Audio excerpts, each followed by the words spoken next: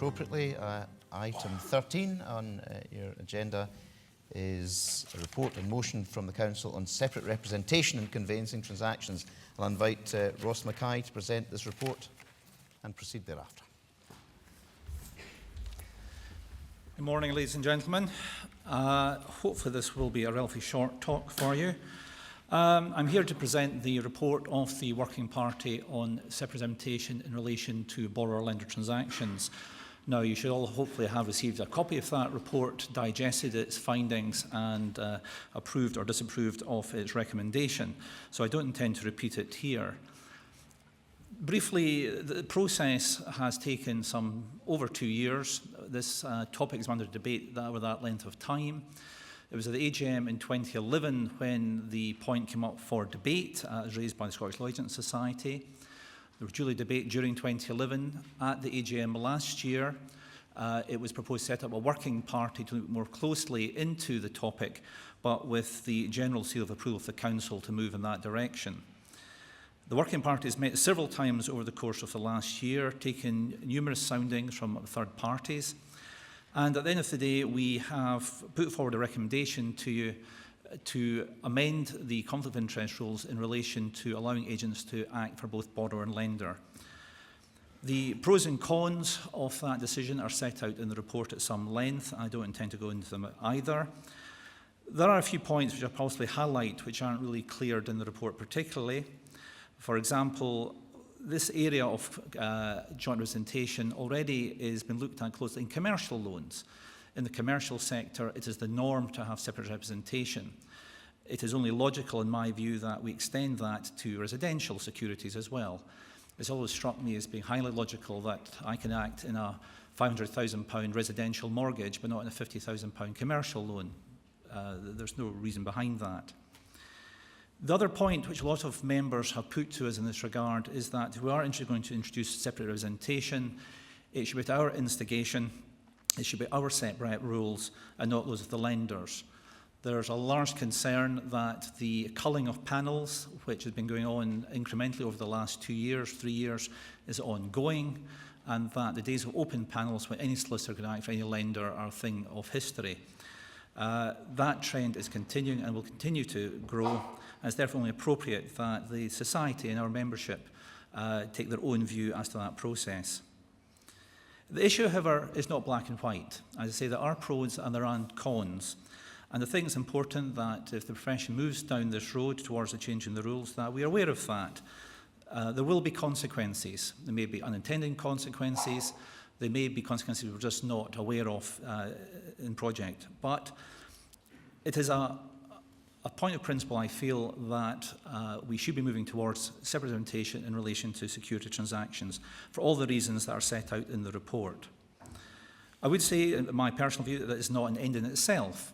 Simply by proposing this change and hopefully making this change itself in some months' time is only part of the process. I think that overall the society should be looking ahead as this positive way, as that this will be an opportunity to commence serious debate about the whole reform and revisal and revival of the conveyancing sector of the profession. So it is very much not an end in itself. I think it's only a step along the road where we look at our whole practice and procedures in relation to conveyancing. Now, obviously, one of the main contributors to this debate was the CML. And we have spoken to them on a number of occasions, as recently as 2 weeks ago, when we met with the Director General of the CML, Mr. Paul Smee. Mr. Smee just wrote to us, unfortunately, just a few days ago, too late to us to circulate his comments, but I did undertake at our meeting that I would relay his views to this meeting. What he is saying is that he has noted our belief that this process will add to costs for borrowers and add nothing of value to the conveyancing process, beyond what will in effect become an audit by the solicitor acting for the lender of the work carried out by the solicitor acting for the borrower. It will inevitably cause delays by putting another link in the chain of communication, which might lead to more sales or purchases falling through more often. However, I was also struck at your references to concern about the interpretation impact of the CML Lender's Handbook on legal firms in Scotland. You intimated that some of the pressure towards separate representation was generated by processes in the Lender's Handbook which seemed unclear and not attuned to the requirements of Scottish law. I am happy to ask my members to work with your members in a joint working party to identify and, if possible, resolve the problem. We hope that will result in fewer breaches of the Lender's Handbook. We'd wish to be assured that if these discussions were to be satisfactorily concluded, you would not pursue the drive to mandatory representation. Please draw this offer to your members' attention, with which I am duly do so. I would simply wind up by referring to Mr. Smee's predecessor's comments in September 2010, which was Michael Coogan, the previous Director General, talking to the English Law Society at that time. And he made the following comments: "Whilst not ideal, is now the time to give serious consideration to the approach of representation. Let me say at once that members' views are mixed about the concept, much as I would expect would be the case among the profession as a whole. But we live in a changed world. Fewer lenders, fewer transactions, closer business relationships, limits to trust and confidence. Surely in such a world, consumers would value the opportunity to instruct their local solicitor, even if the cost was higher. And in such cases, the lender would know its own interests are protected directly and unequivocally if it instructed its own conveyancer. In my view, I support the view of the previous Director General of the CML. I would simply propose, therefore, that the motion is approved." Thank you. And to second the motion, Michael Sheridan again. Well, Ken Swinton. Oh, Ken Swinton, thank you. Yes, yes. Morning, ladies and gentlemen. Can I second Ross's motion? The Working Party has done an excellent job in setting out the pros and cons of separate representation. If we start from clean sheet, I'm sure we wouldn't design the system that we presently have. We work for lenders without payment. They dictate the terms.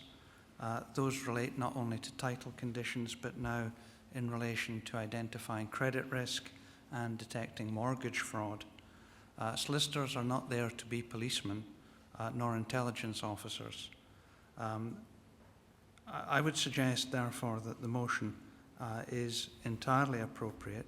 No one thinks it's perfect. The current system isn't perfect, but this may give Ross and his Working Party a great opportunity if a third way opens up. But to make sure that that third way does open up, we've got to support the motion here today. So I have pleasure in seconding the motion. Thank you. Thank you, Ken. Now I'd like to open the debate up to contributions from the floor, if any.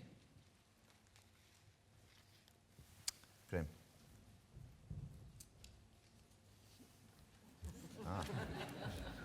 I missed whatever that was, but I'm sure it was not complimentary.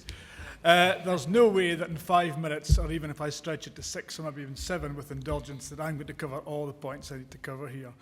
The first thing is, I've got some notes for you, but first of all, the Paul Smee letter, I've never seen that until this morning when Ross showed it to me. I was in the Working Party. Now, let me say, if we'd had that response earlier, I'm not convinced that we'd be coming to you today with this motion. I am the dissenting party, if there be any doubt, from that Working Party. Ken Swinton mentioned this might open up a third way. Ken, that's not the motion. The motion is for SERP Rep. The motion is to draft a rule for SERP Rep. The motion is not pretend there's going to be SERP Rep and we might get something if we want. That's not what we're here about. I think, can I urge you, and I'll tell you in a minute why, reject this motion today. Now, I can read proxy votes as well as anyone else. So I have a fair idea what you're going to do, but never mind, it's worth having the conversation. Reject this motion, send it back to the Working Party to have more discussions with the CML handbook. People, the ideal for us is to change the CML handbook to take away some of the stupidity out of it. And in fairness, most of our members never knew the stupidity was there because, quite frankly, and let's make no bones about this, most people never bothered to read it. And that is still the position to this day, that many people, it's a surprise to them when they find out what's in it, and that is the problem. We have made this problem for ourselves. Anyway, back to my prepared notes. As I said, I can't begin in the time I've got to go over all the reasons why we should not do this. My main concern, and I don't even know if I've got a seconder, by the way, so I hope I can convince somebody to second me in this. First of all, public interest. Where's the public interest in this? There's a huge cost to our clients. Now, it won't just be financial, because the financial cost probably won't be that much, or so we're told. We're given the HSBC model, which is about £160. So will it cost that? We really don't know. Look at it from a client's viewpoint. Remember, these are the people who pay your wages. These are the people who support your practices. Client comes in to see you, asks for a quote to sell his house. Now, I've seen quotes for people doing purchase conveyancing, sale conveyancing, but I've seen purchase conveyancing quoted at £360. You may know of quotes in your area which are lower. Now, first of all, you can tell the client, well, look, you'll have to budget for £160 or whatever it is, plus VAT, to pay the lender's agent. First expectation, you are going to drop your fee by that much. No, you say, I'm not doing that, because I never used to charge for this. You honestly believe your clients are going to believe that you did all this work for nothing in the past. Of course they're not. So day one, you're at odds with your client who now thinks you're taking advantage of the situation. So what are you going to do? Well, you'll blame the Law Society, won't you? The Law Society have made a change in the rules. I didn't really want to do this, Mr. Nice Client, but they've made me do that. But here's the good thing. I can now give you independent advice on your loan, which I never could before. Oh, well, that's fine, they say. When did you become a financial service advisor? I've got a mortgage advisor. No, not about the mortgage you're taking. I'll give you advice on the terms of your loan. Okay, then. What are those going to be? Well, they're actually contained in the standard conditions. They always were. So are you now going to read the standard conditions out to your client? Are you going to then have your client sign a note to say that you've read them as standard conditions and they want to go ahead anyway? Because if you don't, because you're now giving them independent advice on the terms of their loan, are they going to complain about you to the SLCC in the future when it all goes wrong, which apparently is what we're trying to avoid? Of course they will. So you better protect yourselves against that. Oh, they say, well then, what does all this mean? You say, well, really, they say, should I sign the security or not? And the advice is to be, well, if you don't sign the security, you're not going to get the loan. So they're going to sign the security. Wonderful. So they say, well, if the lender's checking title to make sure they've got good title so that they can sell it when it becomes, if I ever get repossessed, what am I paying you for? Are you not doing the same thing? Well, yes, I'm doing the same thing. Well, why am I paying twice for it? So what are you charging me all this money for? You haven't knocked anything off the fees. You're still charging me all the money you used to charge me. But what are you doing now? There's a duplication of work here. All you're doing, in fact, is concluding missives and sending the title off to register. Now, you and I know that a great number of our members won't actually bother in these circumstances checking title. They'll send it off to the lender's agent, wait for the lender's agent to come back and say, here's a security to sign, and they'll do nothing else. That will come back to haunt us. Or the client says, are they doing this in England? Well, no. In England, the same solicitor can still act. So, what's all this about? Well, I'm going to carry out some of these notes. What this about, what started all this, was clearly lenders' panels. What this is about, I think, at the end of the day, is protecting our businesses from not being able to act for lenders and losing our business to other people in the high street or larger cities who are big firms who can act for both parties in transaction. Sorry, that will not fly with the public. This is not public interest. How many minutes have we got left? None. Oh, that's fine. Anyway, carrying on. What I'm saying is, in this way lies some chaos. We have a market in Aberdeenshire which is now beginning to improve. We are now seeing a situation where the delay in concluding missives, waiting for lenders to issue loan instructions, is causing problems. People turn around and say, okay, I'll sell to somebody else who doesn't have such a slow lender, and that way, let me tell you, lies complete chaos. Because no one knows when they're moving, no one knows when they're buying, no one knows how to organise schools. This is not doing your clients any favours. There are other people who will be more eloquent than me in this room who will explain to you why, for other reasons, this is flawed. What I suggest to you is, please follow me, do not approve this motion today, send it back to the Working Party for more discussions with CML. I think by having this motion on the AGM today, we've achieved what we wanted, which was to get the CML to come and speak to us. And if that's where we are now, let's carry on with the discussion. We don't know where this takes us. There's possibly unintended consequences. And my final word, if I remember it is, was it not Donald Rumford to the Iraq War said, we know what we know what we don't know, but we don't know what we don't know. And look where that got us. Thank you, Graham.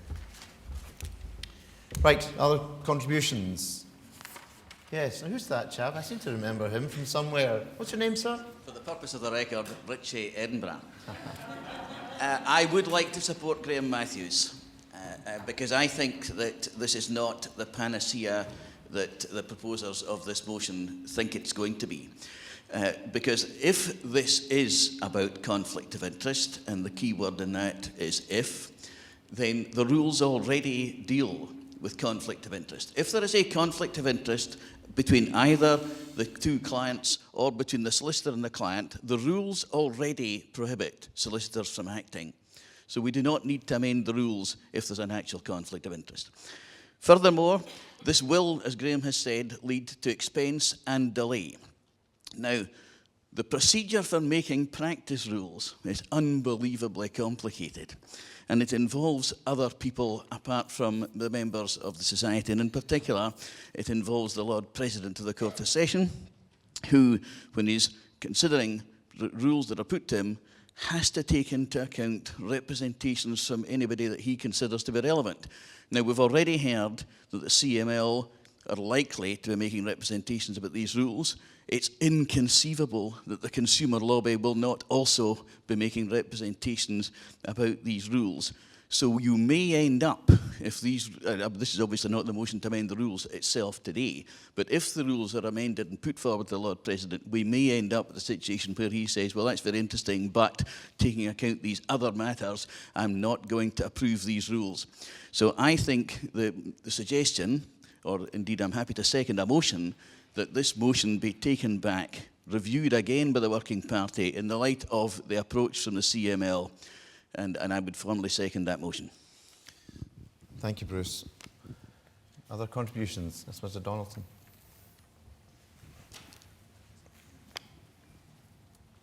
Hello, Daniel Donaldson, Edinburgh again. Although I'm not a conveyancer and I'm a equality law practitioner, and I am concerned to know, given there are various arguments articulated about separate representation, that involves a distinct potential human rights and equalities implication.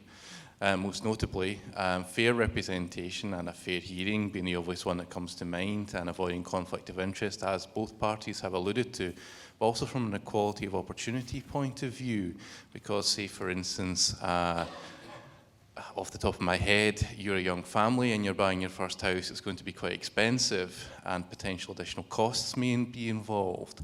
Or if you're going through a separation or a divorce, then again, it could be quite costly and potentially discriminatory against someone who's been experiencing domestic abuse, for instance.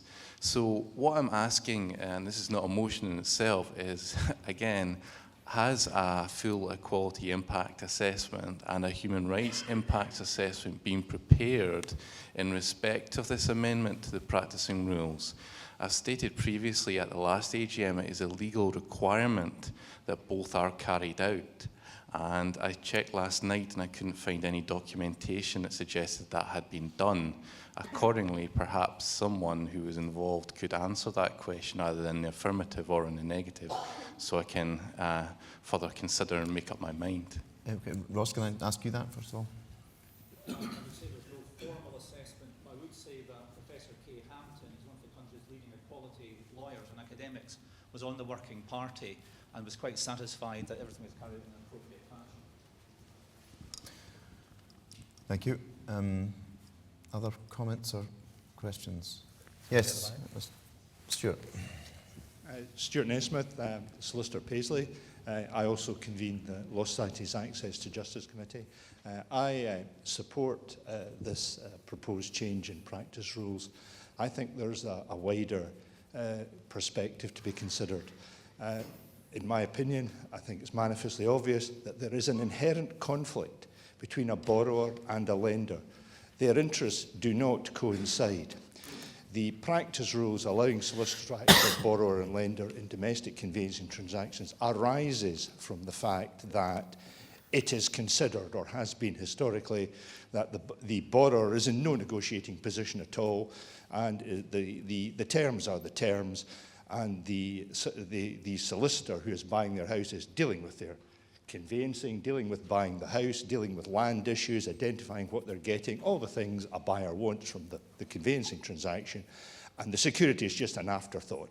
And in reality, solicitors have actually in practice not charged for doing that work for the lender.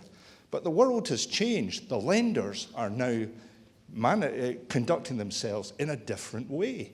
The CML handbook is one example of it, but another example of it is withdrawing the rights of all Scottish solicitors to do security work for them and placing it in a few panel solicitors. Now that has severe repercussions for the impartiality of the advice that purchasers might get, not just in buying their house, but also in dealing with loan transactions. It might result in not much difference in terms of, yes, if you want to get your loan, you're going to have to sign the document, but it severely affects the ability of people to go to the solicitor of their choice. If the solicitor of choice can't do the security work anyway, there is inevitable consequences. The fact is, historically, there is a conflict. We have chosen in the past, for sound practical reasons and perhaps for consumer interest, to ignore that obvious conflict. We now no longer can do so. And for those reasons, I think this rule change is a necessity in the world of 2013. Thank you. Professor Patterson, is that you behind there? Yes, it is. Alan Patterson, Strathclyde University. Can I just, in response to my learned friend's statement, reiterate what Mr. Ritchie has already pointed out, namely, if there is a conflict of interest, then the current rules already prevent the client from being represented. The lawyer cannot represent both the lender and the borrower. The rule says you can only do that if no conflict is likely to arise, and there is no conflict. If there is a conflict, you don't need to change these rules. While I'm on my feet, can I ask Mr. Mackay, he said the working party took soundings from third parties. In the light of Mr. Ritchie's comments, were the third parties consulted, those that are statutorily responsible for the interests of the consumer, namely the OFT and now Citizens Advice Scotland, representing consumer focus? Ross? The answer was yes, was it? Yes, thanks. You're facing the other way. I couldn't hear you. Thank you. Any other comments? Yes. Oh, right. Thank you, Mr. President. To come back on the answer that Ross gave, it's not sufficient that a named individual is perfectly satisfied that there is a negligible equalities or human rights impact assessment. Now, to go back to Law School 101, the Equality Act is quite specific in its requirements to promote equality of opportunity, eliminate unlawful discrimination, and foster good relations. The Society is legally obliged to publish that information in respect of an equalities impact assessment. That has not happened in this case. So it is, in my view, acting unlawfully in bringing this motion forward. Secondly, there are, in terms of human rights laws, well, we all know the principle of proportionality and about there being a fine balancing act between competing rights and obligations, in this case, the right of someone to achieve representation and the right of someone to be proportionally represented and keeping costs low, etc. So I would like to have seen a full analysis of how that was actually achieved, rather than it being in a closed room environment where a named individual has said that it's okay. Notwithstanding the learned experience of my colleague, Professor Kay Hampton, the law is quite specific here. Everyone has to know what's being considered, and it's important this information is brought to us because we have to act in the public interest in changing these practice rules. And in the absence of an EQIA that has been presented at this meeting, I'm afraid I'm going to be encouraging the meeting just now to vote against the proposal as tabled. Thank you. Neil, Stephen, do you have any input in this? Neil Stevenson. Sorry.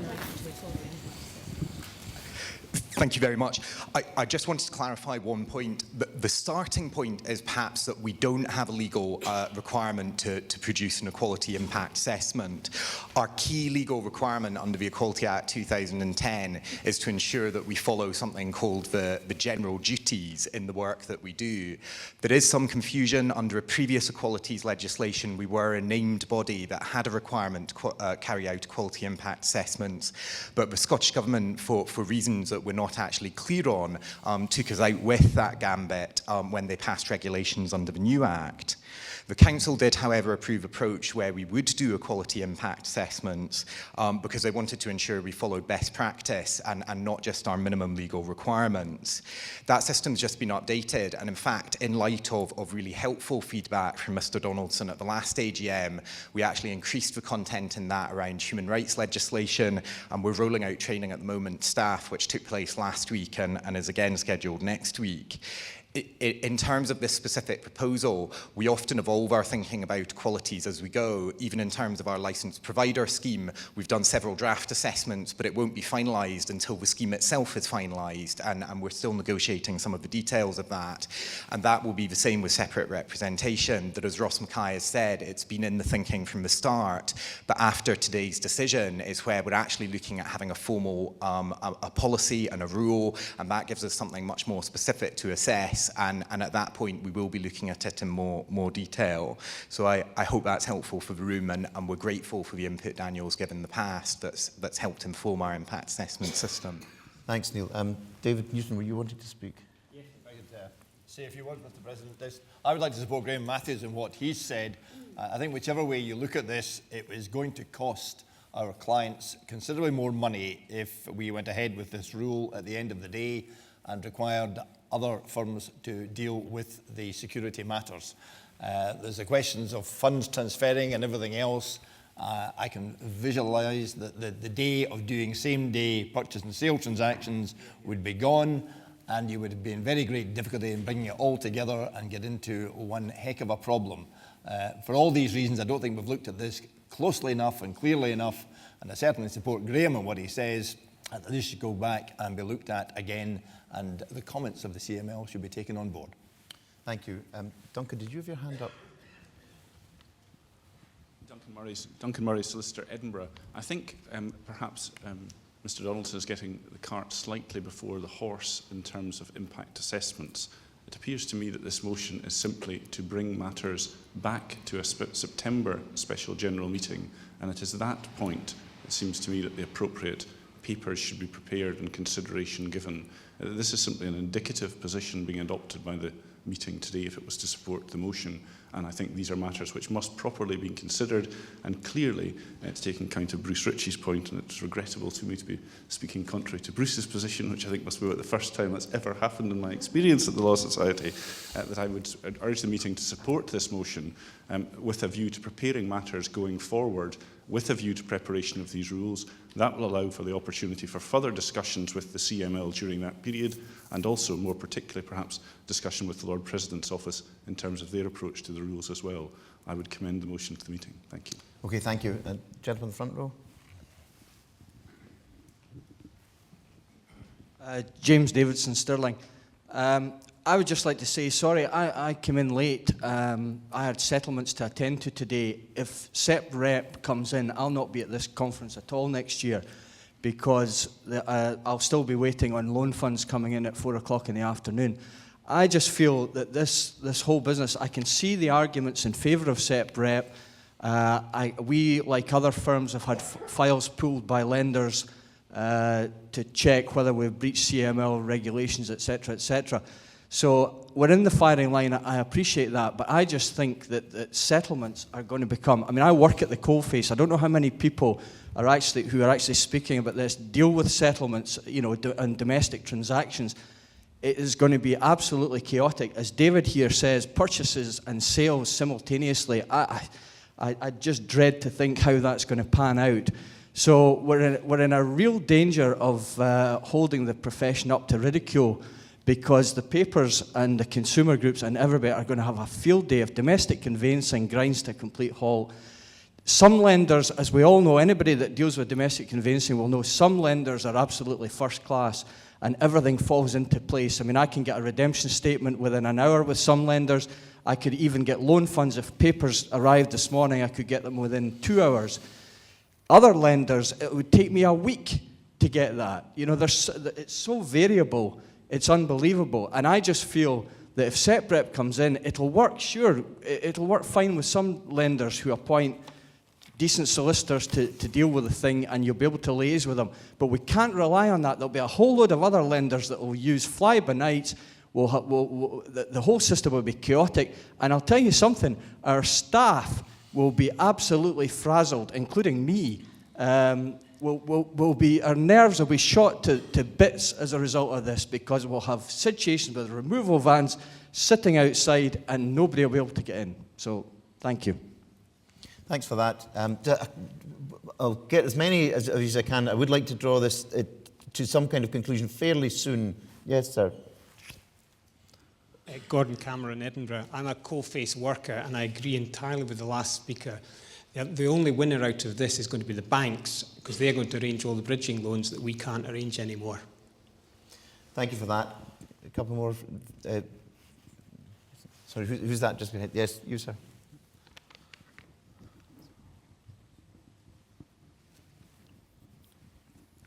Brian Robertson from the Procurator Fiscal Service. This is the first time I've attended a Law Society AGM in many years as a solicitor, because I'm concerned about the future of the legal profession, and I'm not involved in the conveyancing world or the commercial world, but I would have to say that as a solicitor, as a member of the public also, then I think Bruce Ritchie's comments make eminent sense. Our role in the legal profession and our public perception is vital, and if it looks as though we've not explored all options, then I think it's against our interests and the interests of society. Thank you for that. Michael, you had your hand up there. No, Michael Sheridan first, then Morris. Thank you. It's just concerning opinion from the coalface.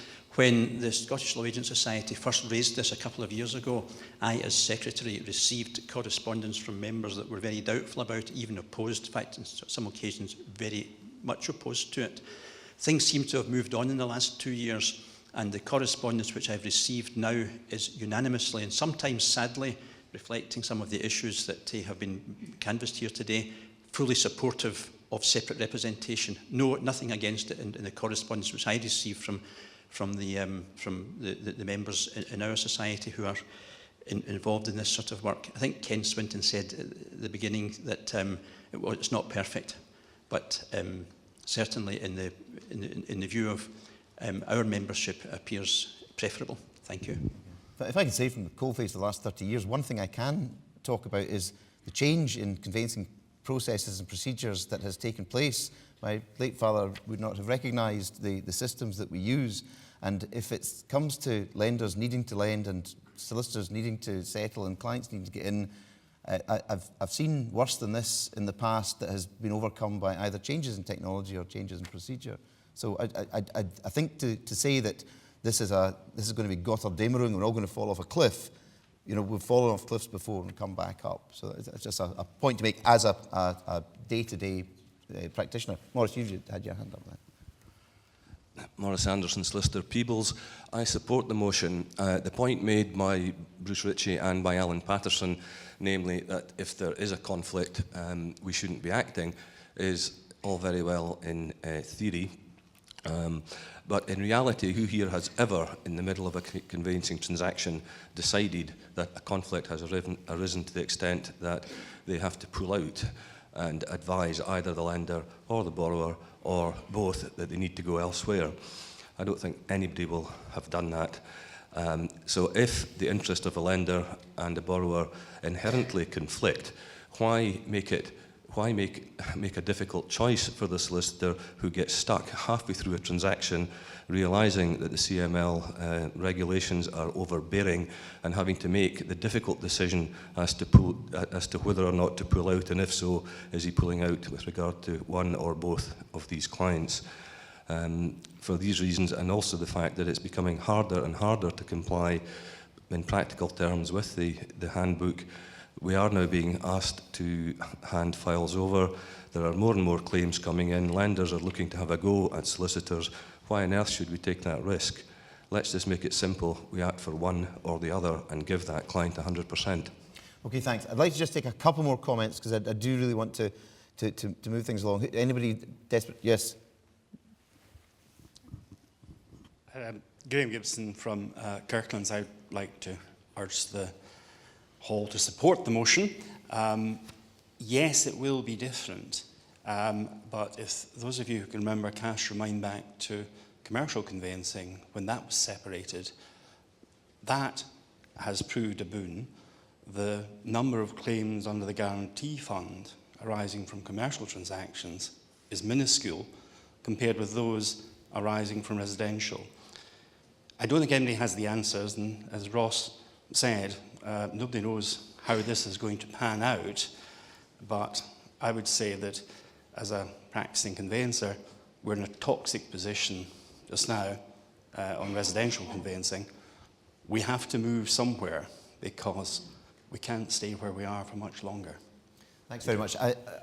I'm going to, if you don't mind, unless somebody's got really something that they absolutely must tell me, I'd like to move to a formal procedure. You're keeping your hand up. What is it? All I was going to add is, what is going to stop the mortgage brokers referring all their new cases to the lender's agents now, and not to the solicitor that they have the agreement with? They just need to refer their case. It's going to be much cheaper for the client if they refer it straight to the agent acting for the lender. They can't, because the lender's solicitor can't act for both. The lender's agent can. No, absolutely not. Right, now, Graham, am I taking what your presentation as the direct negative? Yes, please. I was going to ask a point of information for guidance. It occurred to me there are people in the room who are not solicitors, but are lay members of... Sorry. There are people in the room who are not solicitors, but are here because they're lay members of council. And I was unclear as to whether they were actually allowed to address the meeting if they wanted to, if they had any points, because that might have been interesting. Yes, they can address the meeting, yes. They cannot vote, but they can. They can. Okay, that's all. Yes, if you can take my motion as direct negative. Right. On that basis, as I say, unless there's anybody that really can't go without, I would like to move to the vote. There's not a requirement under the Constitution for a seconder to a direct negative, so the fact that the direct negative has now been moved allows the vote to commence. So David, over to you. Yes, for those who weren't here right at the beginning, there is a very standard procedure in the Constitution and standing orders for a vote. There is a vote now on this motion, which is actually item 11, just so that everybody is clear. It is item 11 on the formal agenda for the meeting, and the motion is set out there, although actually there is a fourth word missing. It should read the annual general meeting. So the word meeting, for some reason, is not there, but that is what it should read. And we would move to a vote, and first there is a vote purely by those who are members of the society, and you are a member of the society if you hold a practicing certificate or you are a non-practicing member. If you only are on the roll as a statutory retention holder, you do not have a vote, and the vote is by a show of hands. And the tradition is that the vote, those who are in favour of the motion vote first, and those who are against the motion vote second. And then once the vote by the show of hands is completed, at the announcement of that vote by the show of hands, if there is to be a call for the proxies, 3 members of the society require to move a poll vote to then include the proxies. And as explained, if there is a proxy vote, there has to be a fresh second vote by a show of hands, where those members who have submitted proxies cannot vote by the show of hands, because obviously their proxies are taken into account. So we're moving first on the motion, which is motion 11, and voting by a show of hands for those in favour of the motion, plural, for the group.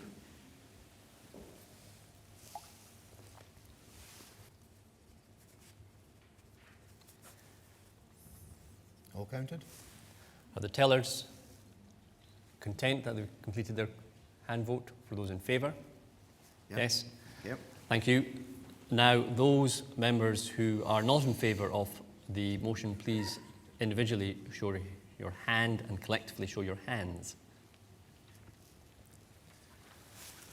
Are the tellers content that they've completed the vote against? Yes.